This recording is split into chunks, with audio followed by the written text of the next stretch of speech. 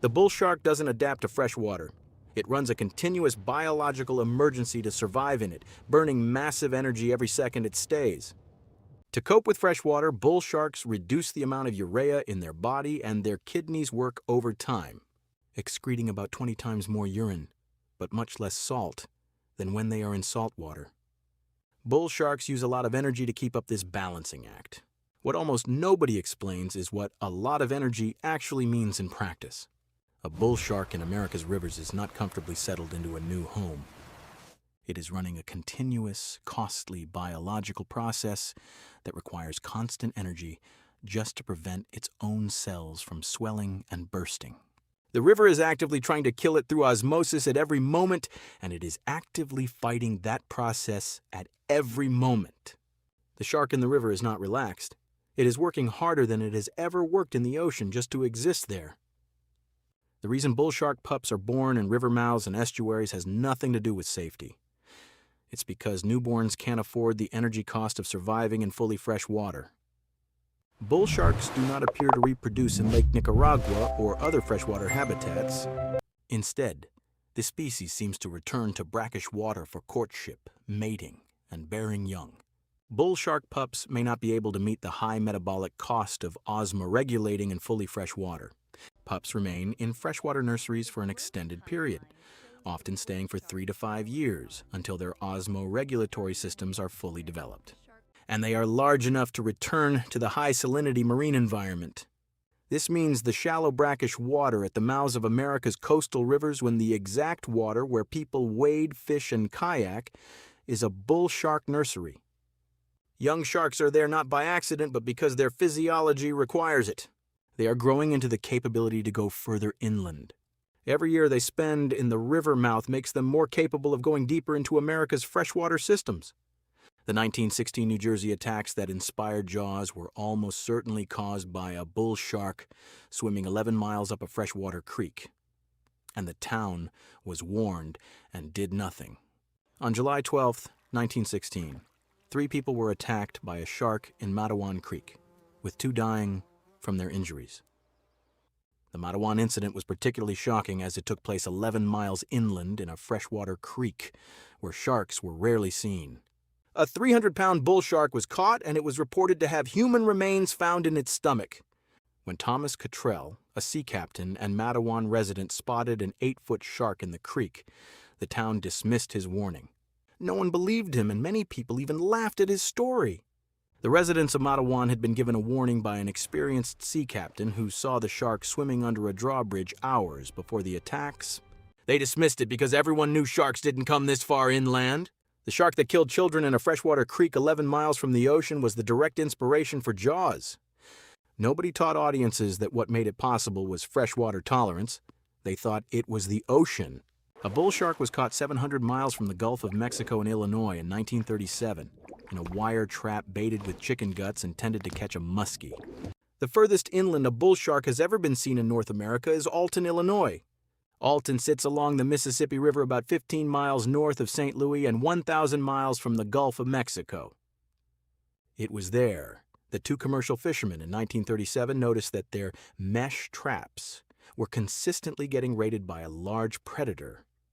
In response, the anglers built a strong wire trap and baited it with chicken guts to catch the muskie they assumed was terrorizing their setups.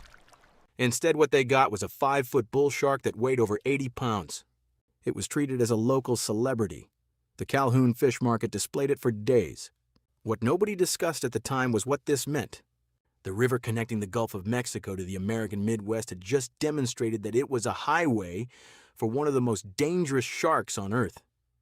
The Calhoun Fish Market shark was not a freak occurrence. It was proof of concept.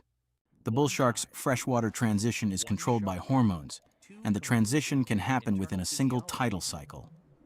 When a bull shark travels to freshwater, hormones tell the body not to send as much blood to the rectal gland, while also telling the kidneys to start making urine that has more water in it, which helps get rid of the excess water entering the body through osmosis.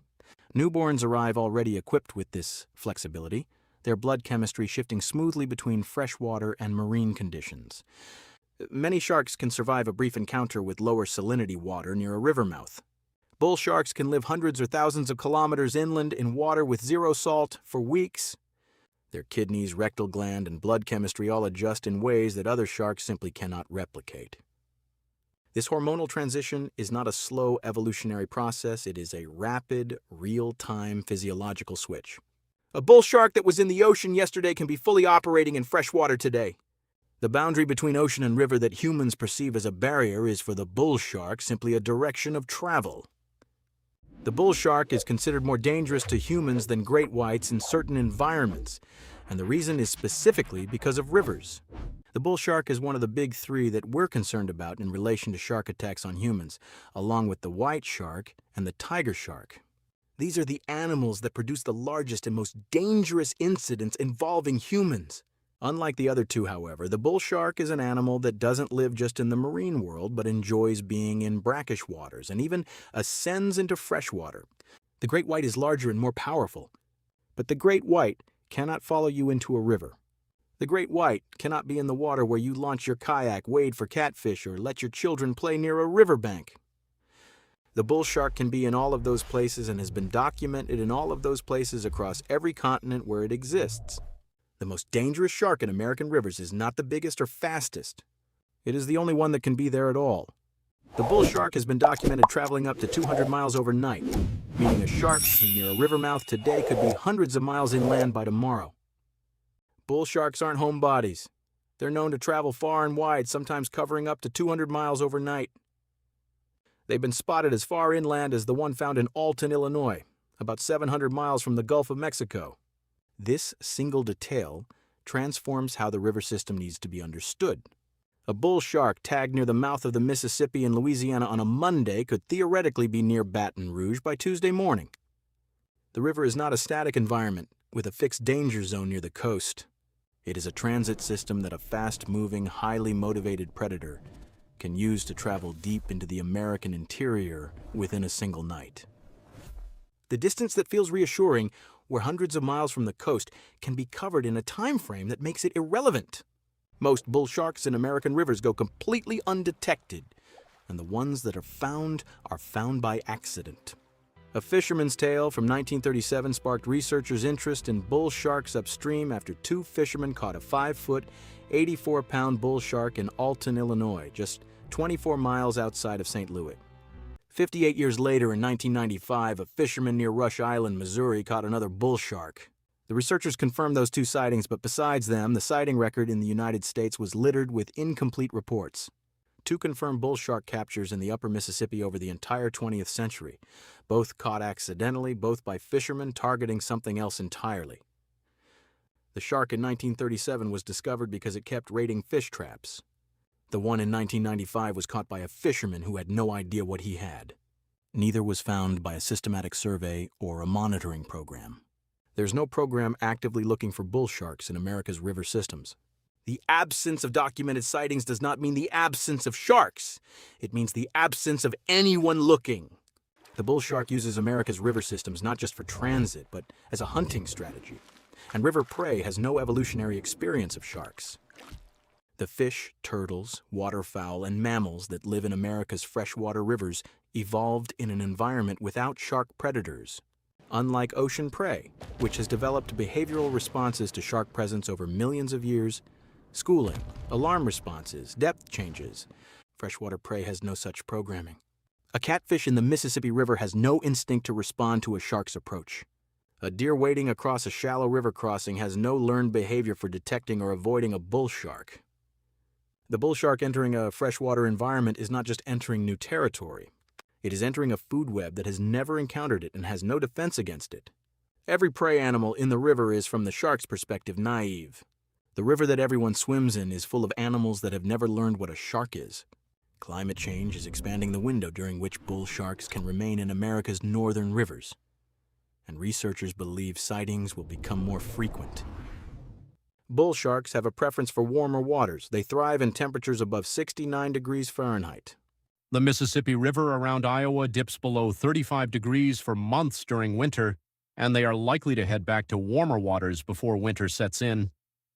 Kevin Feldheim, manager of the Pritzker Laboratory at the Field Museum of Natural History in Chicago, confirmed there were 2 known sightings in the Mississippi River over the past century, one in Alton, Illinois in 1937 and another in Missouri in 1995, and suggested that shark sightings in the Midwest could become more common as water temperatures rise. The thermal barrier that historically prevented bull sharks from remaining in northern Mississippi River tributaries through the summer is the water temperature dropping below their comfort threshold. As river temperatures in the American Midwest warm through summer months, the window during which a bull shark can remain comfortable in those waters extends. The 2 documented sightings in the upper Mississippi across the entire 20th century may become an increasingly inadequate baseline for what the 21st century river system contains. The river that was too cold for bull sharks for most of the year is becoming less cold for more of the year. The thermal barrier is not gone, but it is smaller than it was, and it is still shrinking.